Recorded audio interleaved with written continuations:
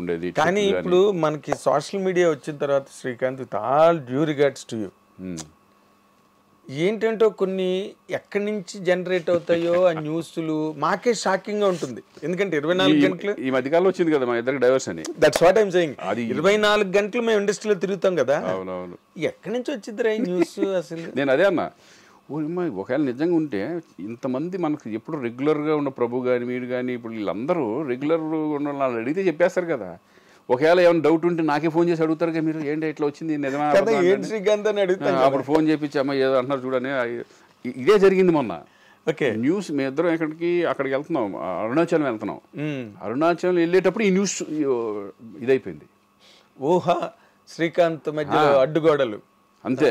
ఏదేదో ఇంకా వాళ్ళ ఇష్టం, త్వరలోనే విడాకులు, వాళ్ళ అడ్డింగ్లు వాళ్ళే ఇంకా చేసి ఊర నాయన ఇదేంటంటే ఇద్దరు కూర్చొని మాట్లాడుకుని ప్రభుకి ఫోన్ చేసాం.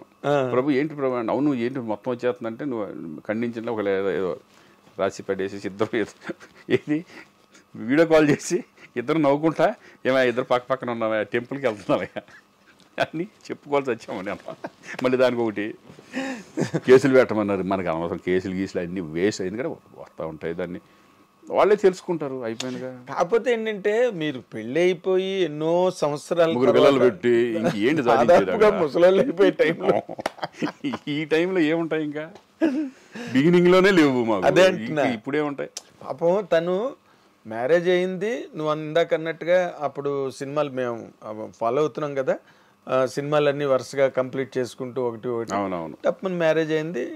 She called it a day, ఇంకా నో సినిమాస్ నో ఫిల్మ్స్. ఇప్పుడు మా అత్త వాళ్ళు మాతో ఉంటారు, మేమే మొత్తం అంతా ఇక్కడ మా అమ్మ ఉంటుంది. ఇప్పుడు మా నాన్న లేదు కాబట్టి అవును, వాళ్ళ మదర్ ఫాదర్ మేమే అంత చక్కగా నీట్గా చూసుకోవడం. ఒకవేళ మేము ఎక్కడికి వెళ్ళినా వాళ్ళ ఇంట్లో ఉండి పిల్లల్ని పెద్ద దిక్కుగా వాళ్ళిద్దరు ఇప్పుడు. Very nice, very nice. So మీకు ఇలాంటి మధ్యలో జోల్ట్ న్యూస్లు మీకు కామెడీగా ఉంటాయేమో. కామెడీ ఒకసారి అయితే నేను అవుట్డోర్లో షూటింగ్లో ఉన్నా, ఇంట్లో చాలా కంగారు పడిపోయారు. ఏంటి యాక్సిడెంట్ అయిపోయింది శ్రీకాంత్కి, చనిపోయాడు అది అని చెప్పేసి వచ్చేసింది తప్పన. చేసి కంగారు పడితే నా ఫోన్ ఏంటంటే సైలెంట్లో ఉంటుంది ఎప్పుడు, అది ఎత్తపోయేపటికి ఫుల్ కంగారు పడిపోయి వేరే వాళ్ళు ఫోన్ చేసి అర్జెంట్ చేస్తానని చెప్పి ఈ టైప్లో కంగారు పడిపోయి చేశారు. ఈ అబ్బాయి ఎవడో చెప్పాడమ్మా నేను శుభ్రంగా ప్రశాంతంగా షూటింగ్ చేసుకుంటున్నాను, దాన్ని మళ్ళీ ఖండించాల్సిన అవసరం వచ్చింది. అదేలే. ఇప్పుడు అలాగే సుబ్బలేఖ సుధాకర్ గారికి చాలా మంది చంపేశారు కాదు